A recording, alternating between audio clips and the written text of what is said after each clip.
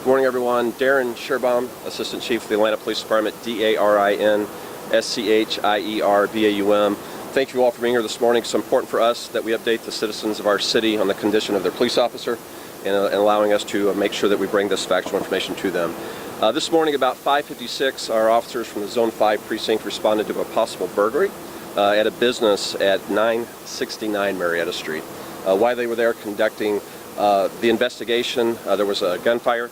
One shot was fired, striking our officer. That officer is here at Grady Hospital. We want to commend a couple of actions that took place to ensure his safety. The officers on scene immediately started rendering life-saving care to the officer, applied a tourniquet. He was quickly transported here and is in the competent care of Grady Hospital, and we want to thank them for that and their actions this morning. We do have one person detained. An individual has been detained and brought to our public safety headquarters where he's being questioned by investigators.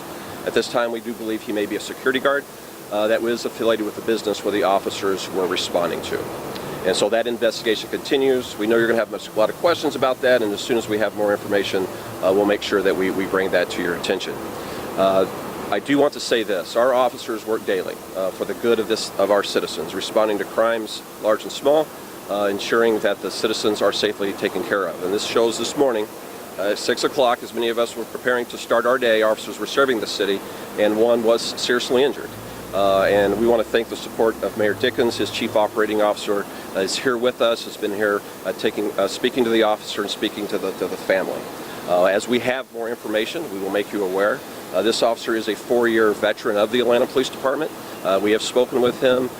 He is in good spirits, but is certainly going to have some medical care today and the next few days to come. Was it a graze? And what it was not a graze, ma'am. He was shot, and immediate medical care had to be rendered to ensure that injury was not life-threatening.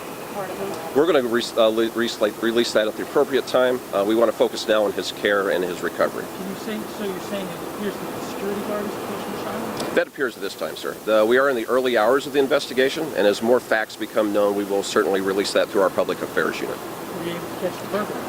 That burglary investigation remains active, and we will have updates on that as well. It is our diligence of this department to hold every burglar accountable, and we will not lose sight of that as we care for our officer. Is it possible the security guard misfired, or do you know the circumstances of why the security guard was fired a shot? Our investigation is active, and we're currently speaking with him. We're reviewing video. We're looking into all aspects to give us the clearest picture of what transpired this morning.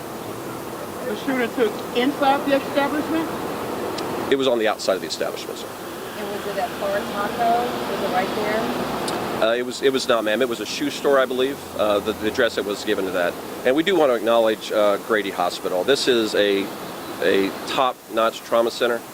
They have a relationship with our police department. If our officers do face danger on behalf of the city, when they are injured, the men and women of this medical facility have always showed optimal care to our officers, and we want to thank them, all the hard-working men and women that are on the front line of the medical profession. How important was that your officers rendered that aid, and how this could have been a completely different situation? The rendering of aid, the medical care that is applied by our officers, in this case it was applied to an officer of the department, but what you see time and time again is tourniquets applied on citizens and trauma care applied on citizens that save lives as well. So while this training was crafted to serve the citizens of Atlanta, today it was applied to one of our officers to save his life.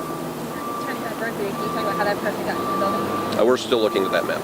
We hope to have more information on that soon. Was he shot in the leg? Can you confirm? He was shot. That is still information we're going to allow to be private for the sake of the family. That will release at the appropriate time. It was not a graze. It was not a graze, ma'am. That is correct. And we do want to be very clear on that.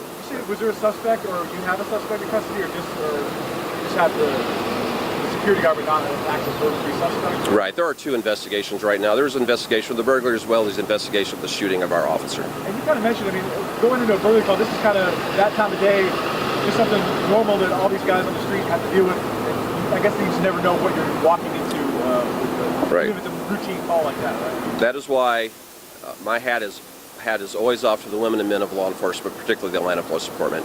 Every call has an element of danger, and it shows the bravery and the commitment and dedication of our officers that on any call that they stand in the gap for our citizens. Anything else you know? All right, thank you, everyone. All right, thank you all. Appreciate you being here this morning.